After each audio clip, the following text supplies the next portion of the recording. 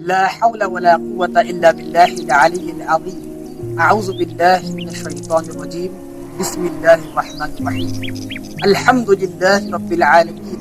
الصلاة والسلام على رسول الله وعلى آله الله لا سيما بقية الله. أما بعد فقد قال الله سبحانه وتبارك وتعالى في محكم كتابه الكريم: يا أيها الذين آمنوا كتب عليكم الصيام كما كتب على الذين من قبلكم لعلكم تتقون. محترم ناظرین کرام، ماہ رمضان کا مہینہ چل رہا ہے اور اسی کے ساتھ ساتھ اگر ہم بات کریں عزیزو، کیا ہم نے سمجھا کہ خداوند عالم نے اس روزے کو ہم پر واجب کیوں کیا؟ یعنی ہدف روزہ کیا ہے؟ ہدف روزہ، فلسفہ روزہ کیا ہے؟ کیا ہم نے کبھی غور کیا اس حوالے سے؟ تو عزیزو، آج ہم آئیں گے قرآن میں نظر ڈالتے ہیں کہ پروردگار عالم نے ہدف روزہ کیا قرار دیا ہے۔ قرآن میں سورہ بقرہ کی 183 آیت میں پروردگار عالم فرماتا ہے: یا ایھا الذین آمنوا کتب علیکم الصیام کما کتب علی الذین من قبلکم لعلکم تتقون۔ یعنی اس کا ہدف کیا ہے؟ اس سے ہمیں کیا ظاہر ہوتا ہے کہ اے ایمان والو، تم پر روزے کا حکم لکھ دیا گیا جس طرح سے تم سے پہلے والوں پر لکھ دیا گیا تھا، تاکہ تم تقوی اختیار کر سکو۔ تو عزیزو، ہدف روزہ تقوی ہے۔ عزیزو، یہ تقوی کیا چیز ہے؟ اس کو کس طرح سے اختیار کیا جائے؟ تو عزیزان گرامی، تقوی کی اگر ہم تعریف بیان کریں، تقوی وہ چیز ہے، یعنی اللہ سے ڈرنا ہی تقوی ہے۔ تو عزیزو، بہت سے لوگوں کے ذہن میں سوال آتا ہے کہ آخر اللہ سے کیوں ڈریں ہم؟ کیونکہ وہ رحمان الرحیم ہے، تو اللہ سے ڈرنا کوئی سوال پیدا ہوتا ہی نہیں۔ عزیزو، یہاں پہ اللہ سے ڈرنے کی بات نہیں ہو رہی ہے، کہیں ایسا نہ ہو تم پر اللہ کی رحمتیں اور نعمتیں تم پر تمام ہو جائیں، ہمیں اس لیے اللہ سے ڈرنا ہوگا عزیزو، ورنہ اللہ تو 70 ماؤں سے زیادہ ہم سے محبت کرتا ہے۔ تو عزیزو، آئیے ہم روشن ڈالتے ہیں کہ تقوی کیا چیز ہے۔ اللہ سے ڈرنا ہی تقوی ہے۔ جب بھی ہم کوئی گناہ کر رہے ہیں، اس گناہ کرنے سے پہلے اللہ کو یاد کیا جائے تاکہ اس گناہ کو ترک کر دیں، اور ترک کرنے کے بعد ہم اللہ کی راہ پر واپس آ جائیں، اسے تقوی کہتے ہیں۔ اگر ہم کلی بحث کریں تو ہر اس کام کو انجام دینا جو اللہ چاہتا ہے اور ہر اس کام کو ترک کرنا جو اللہ نہیں چاہتا، اس طرح سے ہم بڑی آسانی سے تقوی اختیار کر سکتے ہیں۔ لیکن عزیزو، دو بہت اہم اور چھوٹے فارمولے ہیں تقوی کو اختیار کرنے کے لیے۔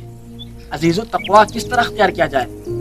تقوی اختیار کرنے کا صرف اور صرف 2 فارمولے موجود ہیں۔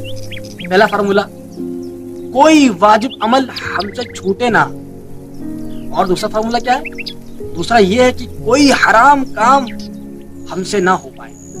تو عزیزو، بس ہم انہی 2 چیزوں کو عمل کر کے ہم تقوی تک پہنچ سکتے ہیں اور پروردگار عالم کی بارگاہ تک بڑی ہی آسانی سے پہنچ سکتے ہیں۔ تو عزیزو، ماہ رمضان مبارک کا جو اصل ہدف ہے، اس کے روزے کا جو اصل ہدف ہے وہ یہی ہے تاکہ ہم تقوی اختیار کر سکیں، ورنہ پروردگار عالم کسی کو مشکل میں نہیں ڈالنا چاہتا۔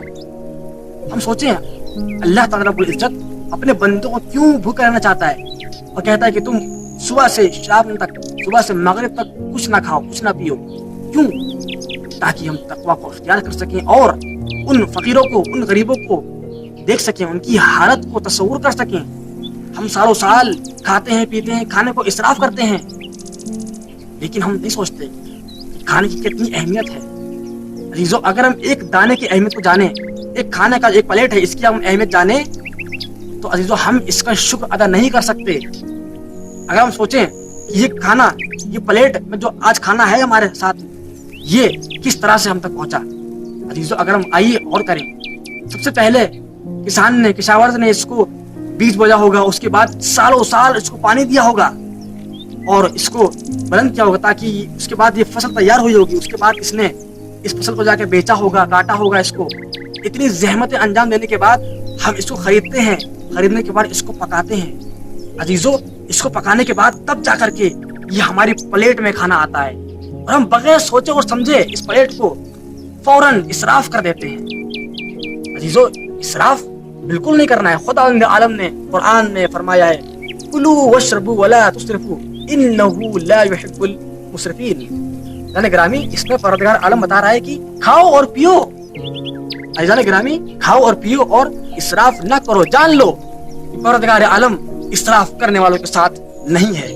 تو عزیزو یہ کچھ ہدف روزہ ہیں. اس کے علاوہ بھی بہت سے اہداف موجود ہیں, فلسفے روزہ موجود ہیں. اس میں ایک اخلاق کا ہونا ہے.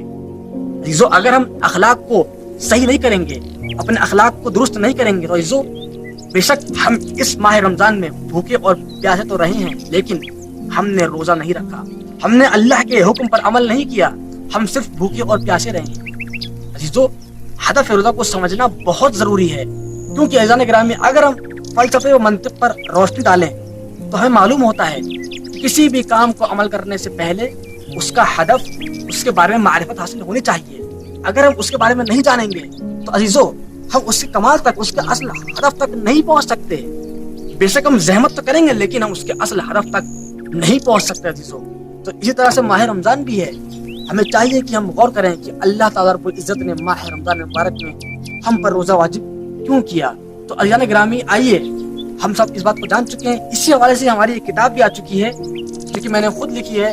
اس کا نام شہر رمضان المبارک ہے. اس کے اندر مہم 12 موضوعات پر گفتگو کی گئی ہے, اور اس کتاب کی لنک ہماری اس ویڈیو کی ڈسکرپشن میں موجود ہے. وہاں سے جا کر کے آپ بڑی ہی آسانی سے اس کتاب کو ڈاؤن لوڈ کر سکتے ہیں, اور انشاءاللہ تعالی ہم سب مل کر کے اس مہینے میں اللہ تعالیٰ رب العزت کے بہترین مہمان ثابت ہو سکیں گے انشاءاللہ. بس انہی جملوں کے ساتھ وصلی اللہ علی سیدنا محمد وآلہ الطاہرین.